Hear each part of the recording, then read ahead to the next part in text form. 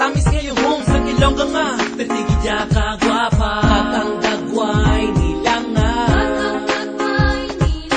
kutis for silana.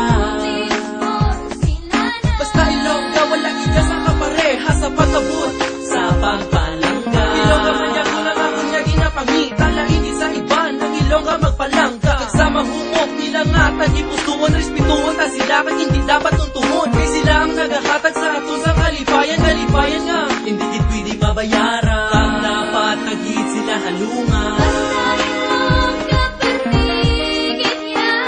Kagwapa, basta Ilongga, wala gid sa kapareha.